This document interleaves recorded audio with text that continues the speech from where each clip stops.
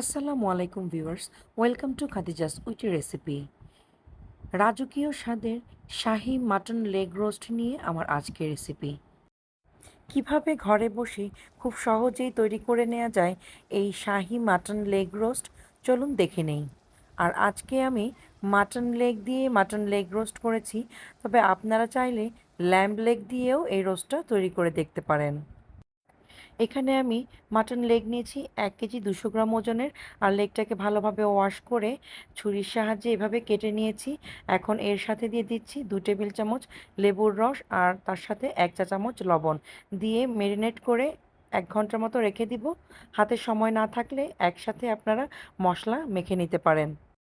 ঘন্টাখানেক পর এখন এতে দিয়ে দিচ্ছি 1 টেবিল চামচ আদা বাটা, 1 টেবিল চামচ রসুন বাটা, 1 টেবিল চামচ মরিচের গুঁড়া, গরম মশলা গুঁড়া 1 চা চামচ ও লবণ 1 চা চামচ দিয়ে ভালোভাবে মেখে আবার ম্যারিনেট করে রেখে দিচ্ছি ওভারনাইট।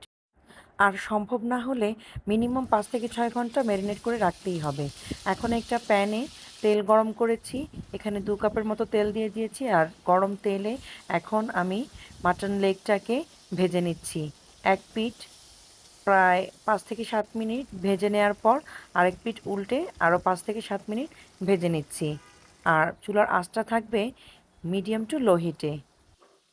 লেগ পিসটা ভাজা হয়ে এসেছে, এখন আমি একটা ডিশে তুলে নিচ্ছি। লেগ পিস ভাজার পর যে তেল ছিল তাতে দিয়ে দিচ্ছি পেঁয়াজ বাটা 1 কাপ দিয়ে খুব ভালোভাবে তেলের মধ্যে নেড়ে চেড়ে 2 মিনিট ভেজে নিব।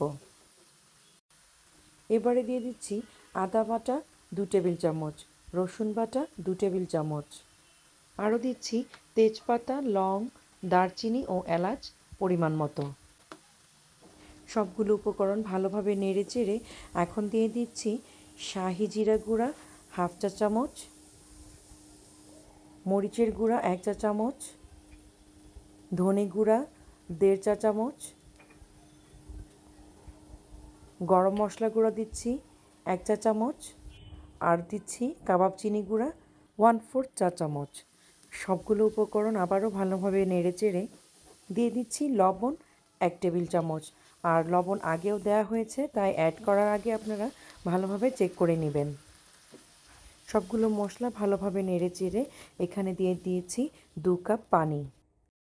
এবারে এক এক করে দিয়ে দিচ্ছি কাঠবাদাম বাটা 2 টেবিল চামচ, পোস্তদানা বাটা 2 টেবিল চামচ, কাজু বাদাম বাটা 1 টেবিল চামচ দিয়ে ভালোভাবে নেড়ে চেড়ে মিক্সড করে নিচ্ছি।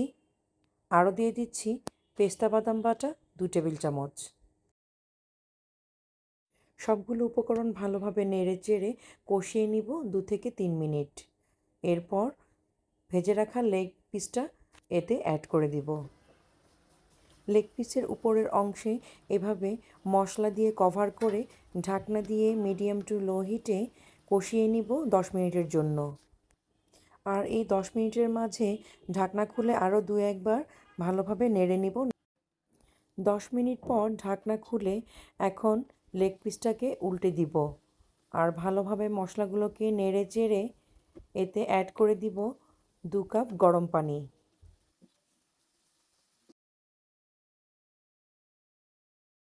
এবারে ঢাকনা দিয়ে ঢেকে লো হিটে আরও 10 মিনিটের জন্য মাংসটাকে কষিয়ে নিব। এদিকে আমি 4 কাপ গরম পানির সাথে 4 টেবিল চামচ গুঁড়া দুধ দিয়ে দিয়েছি আর এর সাথে দিয়ে দিচ্ছি সামান্য জাফরান। 10 মিনিট পর ঢাকনা খুলে এখন এতে দুধ আর জাফরানের মিক্সচারটা অ্যাড করে দিচ্ছি। এবারে সবগুলো উপকরণ ভালোভাবে নেড়ে চেড়ে ঢাকনা দিয়ে ঢেকে রান্না করব 20 মিনিটের জন্য মিডিয়াম টু লো হিটে। আর এই 20 মিনিটের মাঝে ঢাকনা খুলে 2-1 বার নেড়ে চেড়ে নিব, না হলে পুড়ে যেতে পারে। 20 মিনিট পর ঢাকনা খুলে লেগ পিসটাকে উল্টে দিচ্ছি। অপর পিঠটা আরও 20 মিনিটের জন্য কুক করে নিব। 20 মিনিট হয়ে গিয়েছে, এখন দেখতে পাচ্ছেন গ্রেভিটা অনেকটাই কমে এসেছে। এবার অ্যাড করে দিচ্ছি কিশমিশ, আলু বোখারা, কাঁচামরিচ 7-8টা, সেই সাথে আরও দিয়ে দিচ্ছি টেস্টিং সল্ট 1 চা চামচ, চিনি 1 টেবিল চামচ, টমেটো সস 2 টেবিল চামচ, পেঁয়াজ বেরেস্তা দিচ্ছি 1 কাপ, ঘি দিচ্ছি 1 টেবিল চামচ। সব কিছুকে ভালোভাবে নেড়েচেড়ে খুব ভালোভাবে মিশিয়ে নিব। আর সবশেষ উপকরণ হচ্ছে কেওড়ার জল। আর এই কেওড়ার জলের জন্যই শাহি একটা ফ্লেভার পাওয়া যাবে। কেওড়ার জল দিয়ে দিচ্ছি এখানে 1.5 টেবিল চামচ। এবারে ঢাকনা দিয়ে ঢেকে লো হিটে রান্না করব ঠিক 5 মিনিটের জন্য। 5 মিনিট পর দেখুন গ্রেভি থেকে তেলটা আলাদা হয়ে এসেছে। আমার রান্না ready. Now it's time to serve. বাড়িতে নতুন কোনো অতিথি আসলে অথবা যে কোনো অতিথি আপ্যায়নে আপনারা এরকম একটা রান্না করে রাখলে যে কেউ দেখেই খুশি হয়ে যাবে। এর চমৎকার শাহি অ্যারোমা আমি আপনাদেরকে শেয়ার করতে পারছি না। আশা করছি আপনারা অবশ্যই রেসিপিটি বাড়িতে ট্রাই করবেন। আজকের এই রোস্ট আমি সার্ভ করেছি প্লেন পোলাওর সাথে। আর আমি আপনাদেরকে লেগ পিসটা ছিঁড়ে দেখাচ্ছি কতটা সফট হয়েছে।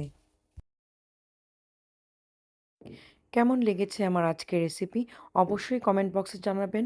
ভালো লেগে থাকলে আমার চ্যানেলটিকে সাবস্ক্রাইব করে ফ্রেন্ডস অ্যান্ড ফ্যামিলির মাঝে শেয়ার করে দিবেন। আর যারা ফেসবুক থেকে দেখছেন তারা আমার পেজে ফলো দিয়ে রিয়্যাক্ট দিয়ে ফ্রেন্ডস অ্যান্ড ফ্যামিলির মাঝে শেয়ার করে দিবেন। আজকের মতো এখানেই বিদায় নিচ্ছি। দেখা হবে নতুন কোনো পর্বে নতুন কোনো রেসিপি নিয়ে। সে পর্যন্ত সবাই ভালো থাকবেন। আল্লাহ হাফেজ।